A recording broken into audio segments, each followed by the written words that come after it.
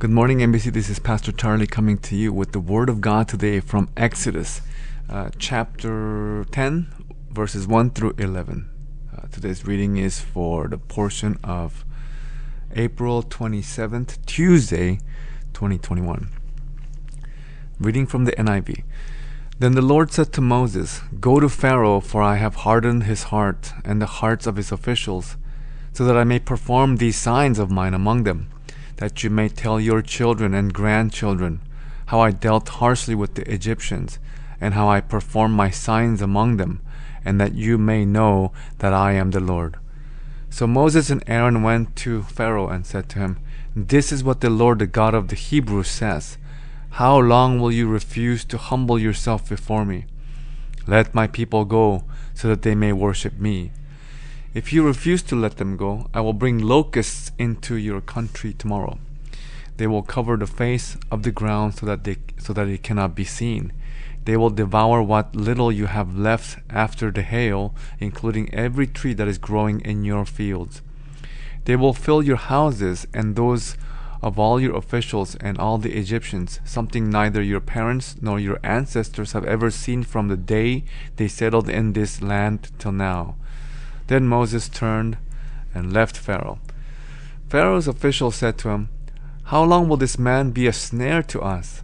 Let the people go, so that they may worship the Lord their God. Do you not yet realize that Egypt is ruined?" Then Moses and Aaron were brought back to Pharaoh. "Go, worship the Lord your God," he said. "But tell me who will be going." Moses answered, "We will go with our young and our old, and our sons and our daughters, and with our flocks and herds, because we are to celebrate a festival to the Lord." Pharaoh said, "The Lord be with you. If I let you go along with your women and children, clearly you are bent on evil. No, have only the men go and worship the Lord, since that's what you have been asking for." Then Moses and Aaron were driven out of Pharaoh's presence. This is the word of the Lord. So when you're reading Exodus, there's this contest of will between Moses and Pharaoh. Really, Moses being sandwiched in the middle between God and Pharaoh. And if you're able to put yourself in Pharaoh's position, you can understand the reluctance that he has. I mean, as far as a country, a nation, the Israelite presence in among their midst is a mode of production. The group of people reduced down to just producing labor under the sun for their purposes.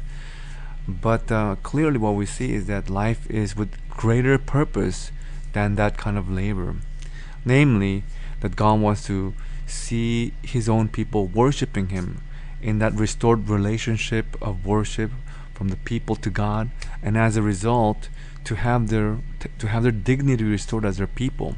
In the very beginning of the verses that I select for today, we see that the purpose for these miracles is not so much that it would compel Pharaoh, because Pharaoh is capable of hardening his heart anyway, is to make the miracles and signs more and more pronounced, more and more unforgettable, that it will be told from generation to generations after after all these events pass.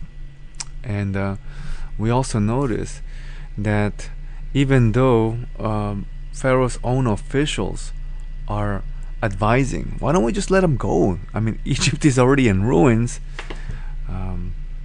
He still holds back and says, "Look, you can have your men go, but you can't take the women and children too."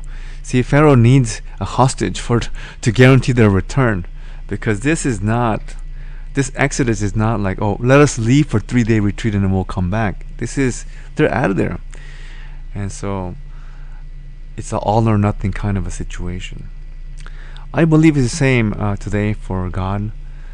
God doesn't want us to be able to taste the worship and the freedom from sins of this world, and then have us come back. Like we have a retreat, a spiritual retreat for 3 days, and then come back to the world.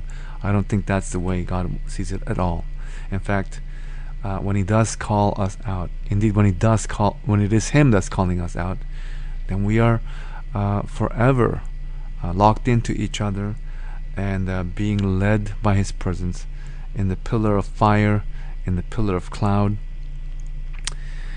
so that we will be shaped more and more into this restored image in which we were all made initially. So I would like for us to ponder about that. Think about in how many ways are we like Pharaoh, where we want to compromise with God and think that God is unreasonable, even though He has demonstrated His will very clearly, and as a result of my disobedience is bringing on pain or disharmony in the family or the group of people. So let it be the case that we take heed to the word, the wisdom and the insight that the word brings today, that when there is something that God shows us, that we would not harden our hearts, and that we would submit ourselves completely to Him without holding anything back, because such posture is something that is rewarded, is blessed. And conversely, if there's rebellion, and this will be rebuked and disciplined and corrected in unpleasant ways. So very straightforward, very clear. God does not leave middle ground in these events in life. It would be well for us to follow Him with gratitude, because it is out of our own interest that He leads us out. May today be one more step closer to Jesus, and that His presence will be that will bring your day that much in His delight.